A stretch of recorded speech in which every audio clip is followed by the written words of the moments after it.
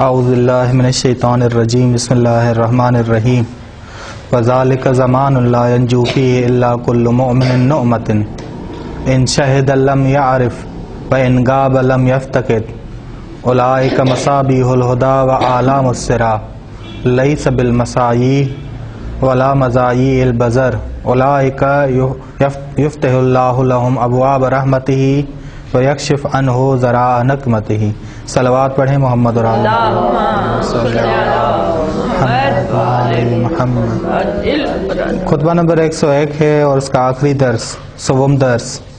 وذالک زمان، یہ وہ ایسا زمانہ ہوگا لا ینجو فیہ، علیہ السلام فرما رہے ہیں کہ بعد والا زمانہ جو آئے گا لا ینجو فیہ، نہیں نجات پا سکے گا اس زمانے میں مگر وہ مومن، نعمتن سے مراد ہے خشوع اور خضوع اختیار کرنے والا، خشوع اور خضوع اختیار کرنے والا ہو، خاشع ہو۔ ان شہد لم یعرف، اگر وہ لوگوں کے سامنے آئے بھی پہچانا نہ جائے، پہچانا نہ جائے۔ وَإِن غَابَ لَمْ يُفْتَقَدْ، اگر وہ غائب بھی ہو نظروں سے تو ڈھونڈا نہ جا سکے اسے۔ اولئک مصابیح الہدی، یہی لوگ ہدایت کے چراغ ہوں گے آئندہ۔ وَأَعْلَامُ السِّرَا، اور تاریکیوں کی روشنیاں ہوں گے، تاریکیوں میں روشنیاں ہوں گے۔ لیس بالمسایح، لوگوں کے درمیان فساد نہیں ڈالتے، فساد نہیں ڈالیں گے۔ ولا مزایح البزر، بدکاریوں اور برائیوں کو انجام نہیں دیتے۔ اولئک یفتح اللہ لہم ابواب رحمتہ، خداوند عالم ان کے لیے اپنے رحمت کے ابواب کھولے گا، اور خداوند عالم انہی کے لیے اپنی نقمتوں کو دور کرے گا، اپنے عذاب کو دور کرے گا۔ ایھا الناس، اے لوگو، سیاتی علیکم زمان، ایسا زمانہ آئندہ آئے گا کہ اسلام کو اوندھا کیا جائے گا، اسلام کو الٹا کیا جائے گا، جس طرح برتن میں پانی ہو اور برتن کو الٹا کیا جائے، یعنی بدعتیں عام ہو جائیں گی، صحیح بات غلط لگنے لگے گی۔ ایسا زمانہ آئے گا ایھا الناس، اس زمانے میں کیا کرنا؟ ان اللہ قد اعاذکم من ان یجور علیکم، اے لوگو، خداوند عالم نے تمہیں پناہ دی ہوگی کہ خداوند عالم تمہیں ظلم ڈالے، ظلم کرے تم پر۔ ولم یعظکم من ان یبتلیکم، لیکن یہ پناہ نہیں دی کہ تمہیں آزمایا نہ جائے، تمہیں آزمایا ضرور جائے گا، اس زمانے میں تم آزمائے جاؤ گے۔ وقد قال جل من قائل، کیونکہ خداوند عالم کی سنت ہے، ان فی ذلک لآیات، بے شک اس میں نشانیاں ہیں، وَإِنَّا كُنَّا لَمُبْتَلِينَ، اور ہم آزمانے والے ہیں۔ بس آزمائش انسان کا لازمی حصہ ہے، زندگی کا لازمی اصول ہے، کیونکہ خداوند عالم کی سنت۔ امام خمینی رحمۃ اللہ علیہ فرماتے ہیں کہ سعادت ملتی ہی آزمائش سے۔ فرماتے ہیں کہ انسان کا جب آغاز ہوا، نفس کا آغاز ہوا، تو اس کا جب بدن سے تعلق ہوا اور اس عالم میں اترا، اور تمام ادراکات اور فعلیات بالقوت تھے، خداوند عالم کی عنایت سے آہستہ آہستہ فعلیت تک پہنچا، شروع سے لے کے بچپن، پھر جوانی، پھر بڑھاپا، یعنی وہ جو بالقوت چیزیں تھیں وہ بالفعلیت ہوتی گئیں، عنایات خدا آہستہ آہستہ بڑھتی گئیں، اہم ادراکات انسان کو سمجھ آنے لگے، وہ جو ضعیف ادراکات تھے وہ مضبوط ہونے لگے، ظاہری حواس کی شروعات ضعیفیت سے تھی، پھر قوی ہونے لگے، پھر اس کے اندر باطنی ادراکات ظاہر ہونا شروع ہوئے۔ اگر نفس انسان مثبت انگیزوں کے تحت نہ ہو تو ملکات خبیثہ کے تحت آ جاتا ہے، جس میں شہوت ہے، غضب ہے، فجور ہے، حد سے تجاوز کرنا ہے، برائی ہے، حیوانیت ہے، شیطانیت ہے، یہ سارے اس کے اندر آنا شروع ہو جاتے ہیں۔ اور اگر فرزند آدم فائدہ حاصل کرے صحیح مربی سے، صحیح تربیت کرنے والے سے، اور اولیاء الہی کے ساتھ تعلق رہے، تو راہ سعادت اور شقاوت میں تمیز ڈالنا شروع کرتا ہے۔ انسان جہالت سے جدا ہوتا ہے، جمال کمال معرفت خدا کی طرف سفر کرنے لگتا ہے اور طبیعت کی تنگی کو محسوس کرتا ہے اور ملکوتی وسعت کو جاننے لگتا ہے۔ امام خمینی رحمۃ اللہ علیہ فرماتے ہیں کہ خداوند عالم نے اس سعادت تک پہنچنے کے لیے فرزند آدم کے لیے امتحانات رکھے ہیں کہ یہ اس ملکوتی وسعت کو جانیں، ملکوتی وسعت کو جانیں۔ چاہے آپ آئیں، کوئی بھی انسان کامل کمال تک پہنچا کب؟ انسان کامل اگر جناب نوح کو دیکھ لیں کہ جناب نوح کا بیٹا جناب نوح کے مخالف چل رہا تھا، ڈوبنے جا رہا تھا، غرق ہونے جا رہا تھا، اور یہ توحیدی انسان اسے دعوت توحید دے رہے تھے لیکن اس نے انکار کیا، تو یہ توحیدی انسان اتر کے اس کے ساتھ نہیں چل پڑا۔ جناب ابراہیم جسے خواب آیا، خدا نے الہام کیا کہ اپنے بیٹے کو ذبح کرنے آئے، توحیدی بس ذہن میں رکھیے گا، سعادت تک پہنچنا ہے تو امتحانات ضروری ہیں فرزند آدم کی، ملکوتی وسعت کو پہچاننے کے لیے، تاکہ وہ سعید اور شقی کو جدا کرے۔ تبھی قرآن کریم نے فردی اور اجتماعی زندگی کا چرخا امتحان کو قرار دیا، ابتلا کو قرار دیا کہ فردی اور اجتماعی ہماری زندگی کا چرخا ہی آزمائش۔ سورہ عنکبوت آیت نمبر 2 اور 3، احسب الناس، کیا یہ لوگ گمان کرتے ہیں یترکو کہ ان کو رہا کر دیا جائے گا، ان یقولوا آمنا، صرف وہ یہ کہیں کہ ہم ایمان لے آئے، وہم لا یفتنون، اور انہیں آزمائشوں میں نہ ڈالا جائے، وَلَقَدْ فَتَنَّ الَّذِينَ مِن قَبْلِهِمْ، ہماری یہ سنت ہے، ہم نے ان سے پہلے لوگوں کو آزمایا، فَلَيَعْلَمَنَّ اللَّهُ، تاکہ خدا آشکار کر دے سب کے سامنے سچے کون ہیں، تاکہ خدا آشکار کر دے کہ جھوٹے کون، نہ یہ کہ خدا جان لے، خدا کو علم ہے۔ ٹھیک، اب آزمائش انسان کے عمل کو کہاں تک پہنچاتی ہے؟ بلندی تک، عروج تک۔ الذی خلق الموت، سورہ ملک آیت نمبر 2، الذی خلق الموت والحیات لیبلوکم ایکم احسن عملا، یہ آزمائش رکھی ہی اس وجہ سے، زندگی، موت، پھر دوبارہ اٹھنا، یہ لیبلوکم ایکم احسن عملا۔ قرآن کریم کا ارشاد کہ انسان چاہے نہ چاہے لقاء اللہ کی طرف بڑھ رہا ہے، جب لقاء اللہ کی طرف بڑھ رہا ہے اس نے راہ کو خود چننا ہے کہ میں نے کون سی راہ چننی ہے، پرخطر راہ یا آسان راہ، اور آسان راہ تک پہنچنے کے لیے آزمائشوں سے بھی گزرنا ضروری ہے، پرخطر راہ کو چننے کے لیے بھی آزمائشوں سے،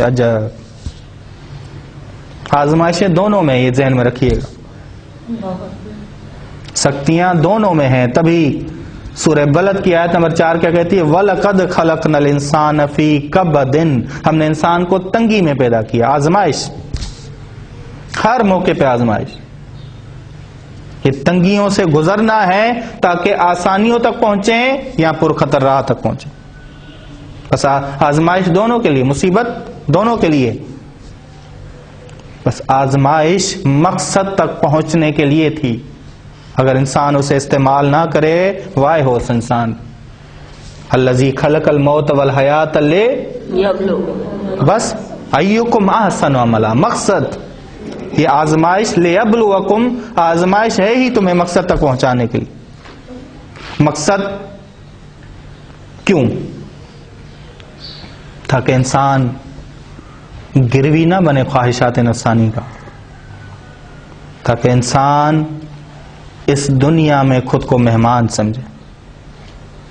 یہ خداوند عالم نے آزمائش اس لیے رکھی کہ انسان اپنے آپ کو مہمان سمجھے، تکلیفوں کے گھر میں تکلیفیں محسوس کرے اور کہے کہ میں نے کہیں اور جانا ہے، سکون کے گھر میں جانا ہے۔ کتنا پیارا فلسفہ!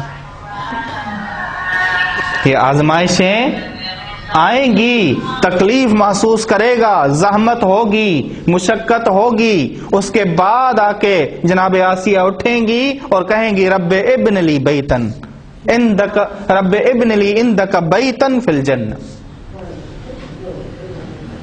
اگر تکلیف ہو ہی نہ، مشقت ہو ہی نہ، پھر کیسے خدا کو یاد کرنا ہو؟ یہ جو مشقت ہے یہ ہمیں ابھارنے کے لیے آئی، ہمیں بلند کرنے کے لیے آئی، قریب کرنے کے لیے آئی خداوند عالم کے. کیوں؟ کیونکہ خداوند عالم کی عطا ہر وقت جاری. جب عطا جاری ہے تو آزمائش بھی ہر وقت جاری. بس انسان آزمائشوں پہ پورا اترنے کی کوشش کرتا رہے. تبھی خداوند عالم نے کہا کلن نمد ہؤلاء، ہم نے ہر ایک کو عطا کرنا، ہر ایک کی مدد کرنی. وَهَؤُلَاءِ مِنْ عَطَاءِ رَبِّكَ وَمَا كَانَ عَطَاءُ رَبِّكَ مَحْظُورًا، لمحہ بھر بھی خدا کی عطا رکنے والی نہیں. ٹھیک، اب آزمائش ایک سنت الہی ہے جو کبھی بھی انسان سے جدا نہیں ہونے والی. تبھی امام سجاد علیہ السلام فرماتے ہیں مجھے ناپسند لگتی ہے وہ دعا جس میں انسان مصیبتوں سے پناہ مانگے، مصیبتوں سے پناہ مانگے، آزمائشوں سے پناہ مانگے، وہ شخص ہی ناپسند. کافی جلد نمبر 2 صفحہ نمبر 256. اب جی سوال یہ ہے کہ آزمائش انسان کو جب آمادہ کرتی ہے قرب خدا تک لے جانے کے لیے، پھر بہت سارے آزمائش جن پہ آزمائشیں آتی ہیں وہ کیوں روتے ہیں؟ وہ معرفت کی کمی کی وجہ سے، وہ معرفت کی کمی کی وجہ سے. تبھی ہم نے پہلے بھی کہا تھا، جناب سعدی کیا کہتے ہیں؟ کوتاہ ہے دیدگان جن کی نظر کوتاہ ہے، جس کی بصیرت کوتاہ ہے، ہمیں راحت طلب کند، ہر جگہ وہ سکون کو طلب کرتے ہیں. وہ عارف باللہ، جو خدا کا معرفت والا ہے، راحت او در بلائے او است، اس کی راحت اس کی بلاؤں میں ہے، اس کی آزمائشوں میں ہے. اب پورا معرکہ آپ کربلا کا دیکھ لیں، کربلا کا معرکہ، اس میں آپ کو عشق نظر آئے گا خدا کا، اس میں آپ کو قرب نظر آئے گا. بڑی بڑی آوازیں، کہیں رونے کی آوازیں آ رہی تھیں، کہیں العطش العطش کی آوازیں آ رہی تھیں، اور امام حسین رضن بقضاء ایک تسلیم الامر کہتے ہوئے جا رہے. جناب زینب کہتی ہیں کہ خوشحال دیکھا میں نے امام حسین کو شہادت کے قریب، خوشحال. آزمائش کیوں؟ کیونکہ آزمائش بندے کو سکون کی طرف لے جانے والی. تبھی سارے صحابہ کو، اہل بیت علیہ السلام کو روز عاشور نماز ظہر کے بعد امام نے وہ سکون کی جگہ دکھائی ہے، جنت دکھائی. یہ وہ جنت، دیکھو نہریں بہ رہی، تمہارے لیے پھل پک رہے ہیں، اور وہ جنتی، وہ شہداء تمہارے منتظر کھڑے ہیں. بس یہ جو جہاں ہے یہ تکلیف، مصائب اور آزمائشوں میں گھرا ہوا. تبھی امام علی علیہ السلام فرماتے ہیں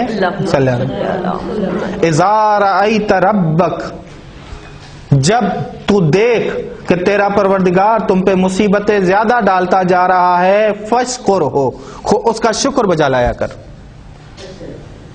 اس کا شکر بجا لایا کر کہ یہ مجھ پہ ہی کیوں. سعدی، جناب سعدی مثال دے رہے ہیں کہ لیلا دودھ بانٹ رہی تھی اور لوٹا لے کے مجنو بھی پہنچا اس صف میں. اب وہ لوٹا دیا، کاسا دیا، لوٹا کاسا ہی ہوتا تو ہاں جی، وہ جو ہے، اب یہاں تو لوٹا لے کے جاتے ہیں، کاسا نہیں لے کے جاتے، تو اس اعتبار سے ہم نے تھوڑی سی محنت کر لی. ٹھیک، اب جی وہ لوٹا جب اس نے دیا تو اس کا پھینک دیا، اور سارے اعتراض کرنے لگے کہ کیوں، اور مجنو جھومنے لگا، ناچنے لگا. بس انسان یہ سوچے کہ بلا مجھے بلندیوں تک لے جانے والی، شکر بجا لائے، تبھی امام علیہ السلام فرماتے ہیں اذا رأیت ربک، جب تو دیکھ کہ تیرا پروردگار تجھ پہ بے در پہ بلائیں نازل کر رہا ہے، یوالی علیک البلا، پہ در پہ مسلسل، فشکر ہو، اس کا شکر بجا لائے کہ نظر کرم میرے اوپر کیوں۔ لا یقولن احدکم، تم میں سے کوئی ایک یہ نہ کہے اللہم انی اعوذ بک من الفتنہ، کہ خدا مجھے آزمائشوں سے پرے رکھنا، کبھی یہ دعا نہ مانگے۔ علی علیہ السلام فرما رہے ہیں نہج البلاغہ کی حکمت نمبر 93۔ اب جی حکمت ابتلا کیا ہے، آزمائش کی حکمت ہے کیا؟ پہلی عرفاء کہتے ہیں کہ انسان کی آزمائش سے انسان کی حقیقت ظاہر ہوتی ہے، پوشیدہ پن ظاہر ہوتا ہے، اس میں کتنا ضرور ہے، ہاں جی، کتنا وہ خدا کو چاہتا ہے، یا کتنا وہ اپنے اندر میں کمزور ہے، اندرونی لحاظ سے کمزور ہے۔ آزمائش نہیں آئے گی، کمزوری معلوم نہیں ہوگی، انسان اپنی کمزوری کو ٹھیک کیسے کرے گا؟ غور سے سنیے گا، سورہ ملک آیت نمبر 13، وَأَسِرُّوا قَوْلَكُمْ أَوِ اجْهَرُوا بِهِ إِنَّهُ أَسَرُّوا قَوْلَكُمْ، تم پوشیدہ کرو اپنے قول کو یا اس سے آشکار کرو، إِنَّهُ عَلِيمٌ بِذَاتِ الصُّدُورِ، وہ تمہارے سینوں میں جو پوشیدہ ہے وہ اسے جاننے والا۔ ٹھیک، بس ہمارے اندر بہت کچھ پوشیدہ ہے۔ اب غور سے سنیے گا، سورہ نمل آیت نمبر 73، ان ربک لیعلم ما تکن فی صدورہم وما یعلنون، جو تمہارے سینوں میں پوشیدہ ہے، جو تم اب اس سے آشکار کرتا ہے خداوند عالم۔ ایک اور جگہ خداوند عالم نے کہا وَلَقَدْ فَتَنَّ الَّذِينَ مِن قَبْلِهِمْ فَلَيَعْلَمَنَّ اللَّهُ الَّذِينَ صَدَقُوا، وہ جو صادقانہ صفتیں تھیں ہمارے اندر وہ آشکار ہوں، اب وہ جو کاذبانہ صفتیں تھیں ہمارے اندر وہ اب آشکار ہوں۔ یہ آزمائش آئے تاکہ ہمارے اندر ہمیں معلوم ہو کہ ہم کتنے پانی میں ہیں، ہمارے اندر صبر کتنا ہے، ہمارے اندر بردباری کتنی ہے، ہمارے اندر احسان کتنا ہے، محسن کتنے ہیں، ہم کتنے خالص ہیں۔ بس آزمائش سب سے بڑی نعمت ہے، تبھی امام نے کہا کہ شکر بجا لاؤ، اس کو شکر بجا لاؤ کہ یہ آزمائش آ رہی ہے۔ لیمیز اللہ الخبیث من الطیب، سورہ انفال آیت نمبر 37۔ ٹھیک، امام خمینی رحمت اللہ علیہ فرماتے ہیں کہ خدا کے امتحان سے مراد کیا ہے؟ خدا کے امتحان سے مراد ہے کہ انسان کو تمیز دے، خبیث اور طیب۔ ٹھیک، دوسری حکمت تمہیز، محض، خالص، چیز کو خالص بنانا، ہر عیب سے، ہر عیب سے خالص بنانا۔ سورہ آل عمران آیت نمبر 153، لِيَبْتَلِيَ اللَّهُ مَا فِي صُدُورِكُمْ، خدا تمہاری آزمائشیں کرتا ہے ان چیزوں کی جو تمہارے سینوں میں ہیں، جو پوشیدہ ہیں۔ کیوں؟ وَلِيُمَحِّصَ مَا فِي قُلُوبِكُمْ، تاکہ تمہارے اندر جو گند ہے، جو ناقص چیزیں ہیں، ان سے تمہیں خالص کرے، ان عیبوں کو تمہارے دور کرے۔ بہت عام فلسفہ خداوند عالم کا کہ آزمائش اس لیے ہے تاکہ تمہارے اندر جو عیب ہیں انہیں دور کر دے خداوند عالم۔ اب نہ خالص پن، گرد و غبار، یہ ہٹنا ضروری ہے، نہیں یہ ہٹنا ضروری ہے، تبھی آزمائش کا ہونا ضروری ہے۔ سورہ آل عمران کی آیت نمبر 141 نے کیا کہا؟ وَلِيُمَحِّصَ اللَّهُ، خدا اندر آزمائش دیکھ کے کیا کرتا ہے؟ خالص بنانا چاہتا ہے، عیبوں سے پاک کرنا چاہتا ہے۔ کن کو؟ الذین آمنوا، ایمان والوں کو۔ دوسرا بھی ایک غلط فائدہ ہے، وَيَمْحَقَ الْكَافِرِينَ، کافرین کو نابود کر دے۔ یعنی کچھ آزمائشوں میں پورے اترتے ہیں، کچھ آزمائشوں میں پورے نہیں اترتے، پھر ان کو غلط فائدہ پہنچے گا، ان کو نقصان پہنچے گا اور یہ نابودی کی صورت میں ہوگا۔ بس بڑا ضروری ہے اس آزمائش کے ذریعے ہم اپنے آپ کو کیا کریں، فلسفہ کیا ہے خداوند عالم کا، اپنے آپ کو پاک کرو، اپنے آپ کو عیبوں سے دور کرو۔ عیبوں سے دور نہیں ہوا تباہی اور بربادی، نابودی ہے۔ یہ دوسرا فائدہ۔ تیسرا فائدہ، آزمائش ہی آمادہ بناتی ہے کہ انسان کس پہ نظر کرے، تھوڑے سے سامان پہ نظر کرے یا ہمیشہ والے سامان پہ نظر کرے۔ یہ آزمائش ہی ہمیں آمادہ کرتی ہے۔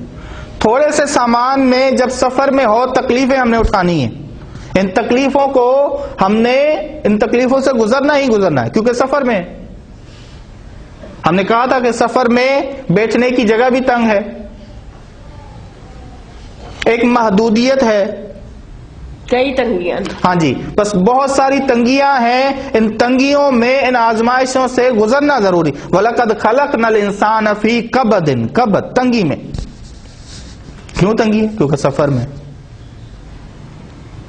بس آزمائش ہمیں آمادہ کرتی ہے ہمیشہ کے ثواب کے لیے، ہمیشہ۔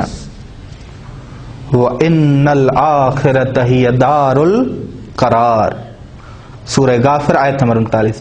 دار آخرت ہی دار قرار۔ ان الدار الاخرت لہی الحیوان، حقیقی زندگی ہی آخرت۔ لو کانوا یعلمون، اگر وہ جانتے ہوتے۔ یہ آزمائش ہمیں آمادہ کرتی،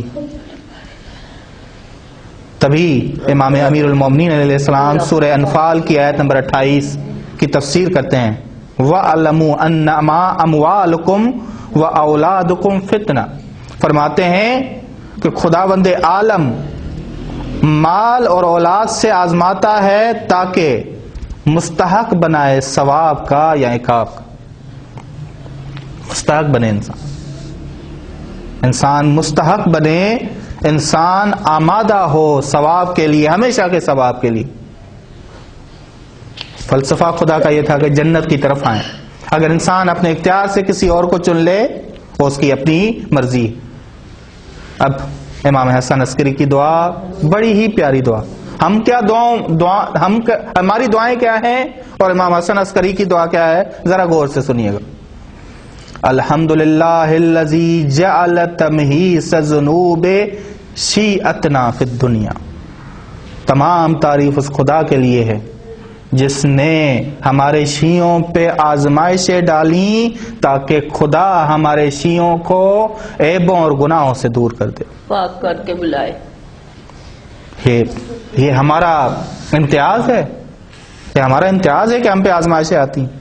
الحمدللہ الذی جعل تمحیص ذنوب شیعتنا فی الدنیا بمنحہم لتسلم، تاکہ خدا انہیں مقام تسلیم تک پہنچائے، مقام اطاعت تک پہنچائے اور مستحق بنے ثواب کے۔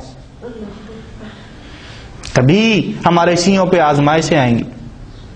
یعنی امام اور ہم اپنی دعاؤں میں خدا ہم پہ آزمائش نہ ڈالتا، خدا ہم پہ مصیبت نہ ڈال، چاہے نہ چاہے ہم نے مصیبت میں پڑنا ہی ہے، کیونکہ عالم سفر میں ہے۔ ہم نے کہا کہ چاہے وہ راہ سعادت کا ہدف بنایا ہوا ہو کسی نے، چاہے وہ راہ شقاوت کا ہدف بنایا ہوا ہو، تکلیفیں دونوں پہ آنی۔ صرف مسلمان کے لیے ہے، غیر مسلم کے لیے نہیں ہے؟ نہیں، سب کے لیے۔ تو یہودی آپ دیکھیں گے وہ بڑے پھلے پھولتے ہیں، اور آزمائش سب کے لیے ہے، سب آزمائشوں سے گزرتے ہیں، ہو ہی نہیں سکتا کہ کوئی آزمائش سے نہ گزرے۔ کیا یہودیوں کو ڈر نہیں لگتا حزب اللہ سے؟ کیا وہ بے فکر ہو چکے ہیں؟ باہر تو یہی نظر آتا ہے نا کہ وہ بڑے کیا ان میں حسد نہیں؟ کیا ان میں حسد نہیں؟ کیا ان میں قتل نہیں؟ کیا ان میں جیل نہیں؟ ہاں، ان میں کوئی قید خانہ نہیں؟ ان میں کوئی پولیس نہیں؟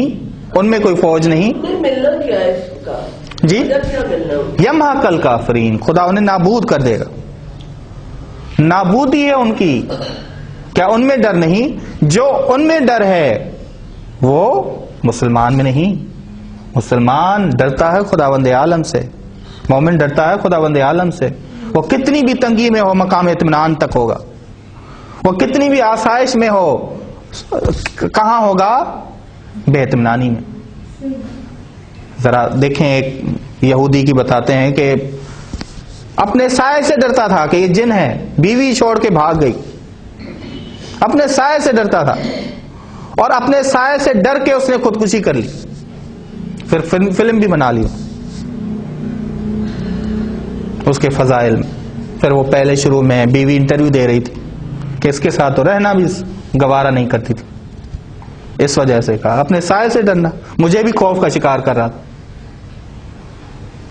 وہ کھوکھلے ہیں. ان اوہن البیوت لبیت العنکبوت. وہ نہ سمجھیے گا کہ مال اور سہولتیں ان کے پاس زیادہ ہیں، اس وجہ سے آپ جب گہرائی میں جائیں گے آپ کو محسوس ہوگا کہ جو کھوکھلاپن، جو بے اطمینانی یہاں ہے اور کہیں نہیں. تھوڑی گہرائی سے نظر کرنا ضروری. دیکھیں کہ کتنی امن ہونے کے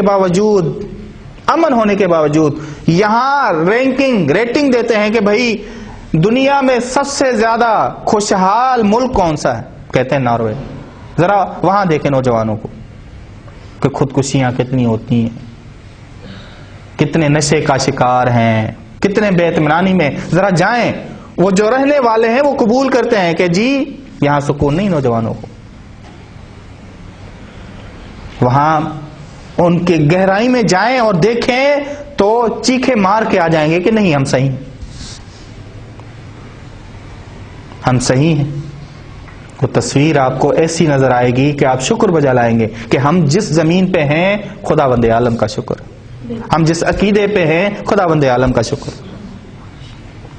جو چیز اطمینان فراہم کرتی ہے، جو چیز بڑی آزمائشوں میں مضبوط کرنے کی طاقت دیتی ہے، وہ ہے خداوند عالم کا ذکر.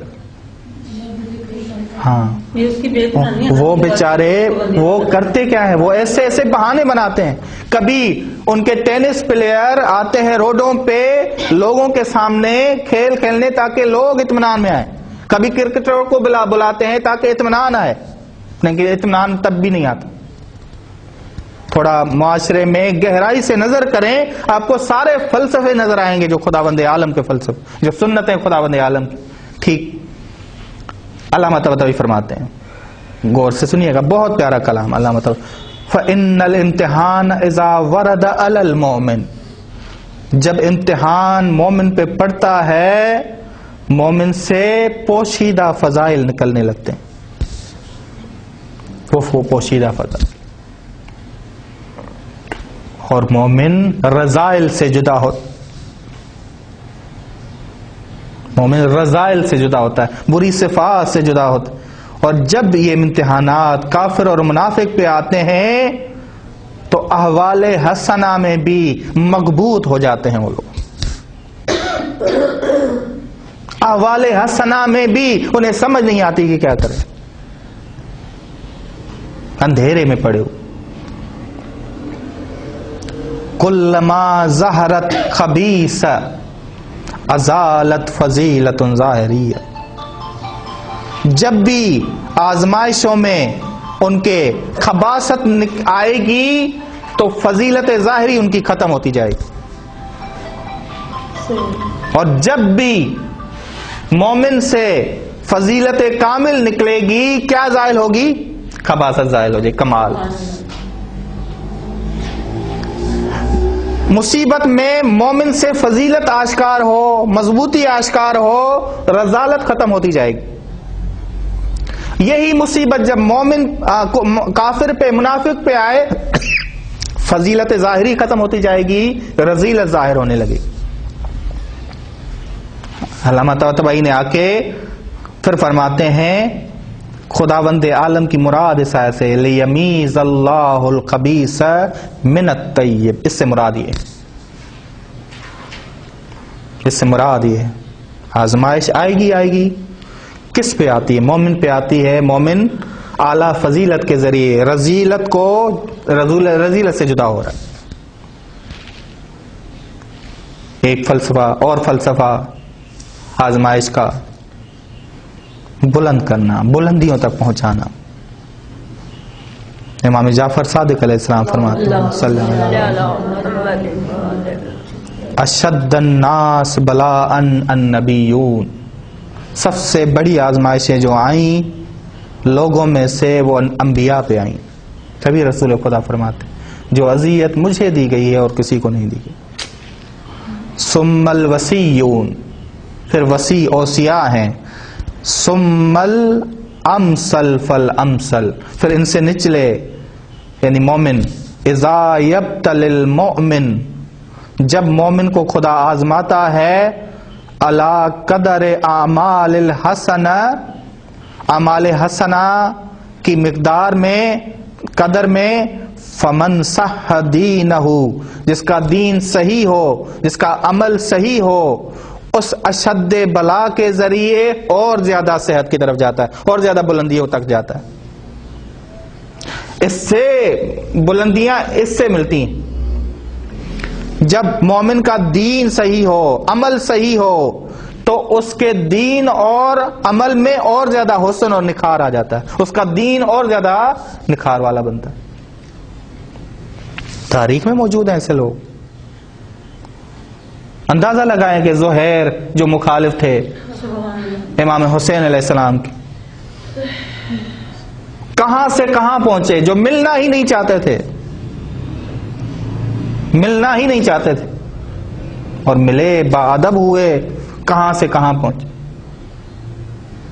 بس وَمَنْ سَخَفَ دِينَهُ وَضَعَفَ عَمَلُهُ، جس کے دین کی دیوار کمزور ہو اور عمل ضعیف ہو وہ اور زیادہ بدتر بن جاتا،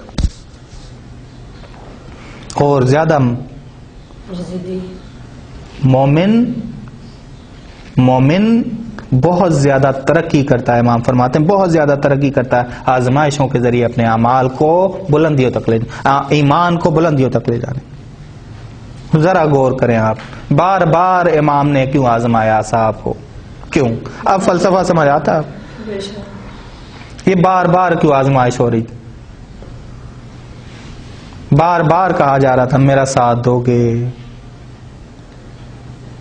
کیسے ساتھ دو گے، کیوں؟ وجہ کیا ہے؟ وجہ ہے تاکہ ان سے اور زیادہ بلندیاں ظاہر، ان کو اس مقام تک پہنچایا جائے جہاں امام حسین چاہتے تھے. کہ آخر میں یہ جملہ کہا کہ ان کی رائے میری رائے ہے، ان کا فعل میرا فعل ہے، ان کا ایمان میرا ایمان. عجب. لیکن یہ ہو نہیں سکتا کہ امام دیکھیں کیسے بنے، کس طرح بنے کہ ان کی رائے میری رائے، جو وہ انجام دیں گے وہ میرے لیے انجام دیں گے، جو وہ ایمان رکھتے ہیں وہ میرے لیے ایمان رکھتے ہیں. اور ان کا ظاہر بھی ہوا. ایک 9 سال کا بچہ جب دشمن کے مقابلے میں آیا کیا کہتا ہوا آیا؟ ذرا غور سے سنیں. امیری حسین، میرے امیر حسین ہیں، اور کیا خوب امیر ہیں، بشیر و نذیر کے دل کے چین ہیں. علی اور فاطمہ اس کے والدین، اس کی پیشانی چمکتی ہے 14ویں کے چاند کی طرح.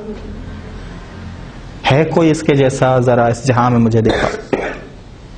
یہ کہتے ہوئے شہادت دی. حبیب ابن مظاہر دشمن کو للکارتے ہوئے کہہ رہے ہیں کہ تم تعداد میں ہم سے زیادہ، اسلحے میں زیادہ، ہم تعداد میں تم سے کم، اسلحے میں کم، لیکن یہ سن لو میرے پاس جو امام ہے، حجت ہے، وہ تیرے پاس نہیں، تم سب کے پاس نہیں.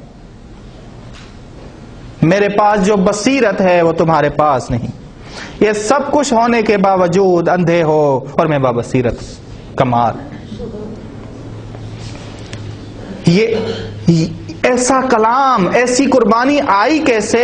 ان آزمائشوں میں پڑھتے وقت. یہ آزمائشوں میں پڑھے تو یہ ایسا نکھار آیا. حبیب کا نکھار بلندی تک پہنچا، نیکی بلندی تک پہنچی، عمل ایمان بلندیوں تک پہنچا، اور یہ نکھار سامنے آیا. انسان سوچتا ہے کہ عام انسان، ہم جیسا انسان کر ہی نہیں سکتا. اور افا کہتے ہیں کر سکتا ہے کہ جب خدا موحد بن جائے انسان اور خدا سے تعلق پیدا کر لے اور کہے کہ میرے اوپر جو بھی خدا تو نے امانت دی ہے اسے میں نے لوٹانا ضرور. پھر سمجھ آتی ہے کہ جناب زینب سلام علیہ اپنے محبوب بھائی کے لاشے پہ آ کے کہتی ہیں خدایا ہماری قربانی قبول فرما، کلیل سے قربانی قبول۔ یہ عجب وہ جناب زینب سلام علیہ جو اپنے بھائی سے بہت زیادہ، حد سے زیادہ محبت کر، کیسے ممکن ہوا یہ؟ کیسے؟ کیونکہ جناب زینب سلام علیہ ان بلندیوں تک پہنچنے کے لیے ان آزمائشوں سے گزرنا چاہتی تھی، اور کہا کہ ان آزمائشوں میں خدا کی امانت کو میں نے صحیح لوٹانا ہے، جس طرح خدا چاہتا ہے اسی طرح میں نے لوٹانا ہے۔ اس کربلا والے ہمیں سکھاتے ہیں کہ آزمائشوں میں کیسے پڑھنا ہے، کیسے بلندیوں تک پہنچانا ہے۔ حسینی لشکر درس دینے آئے، ٹھیک، بس یہ آزمائشیں ہونی چاہیے، تبھی امام علی علیہ السلام دعا کرتے ہیں نحمدہ علی آلائہ، میں خدا کی نعمتوں پہ حمد بجا لاتا ہوں جس طرح میں اس کی آزمائشوں پہ حمد بجا لاتا ہوں۔ یہ بھی ہماری دعا ہونی چاہیے، ہم خدا کی آزمائشوں پہ حمد بجا لاتے، جس طرح ہم خدا کی نعمتوں پہ، تیری نعمتوں پہ خداوند عالم، بس آزمائش ایک ایسا قانون ہے جو کبھی بھی، جس سے کبھی بھی انسان جدا نہیں ہوگا، چاہے وہ راہ سعادت میں چل رہا ہو، چاہے وہ راہ شقاوت میں چل رہا ہو۔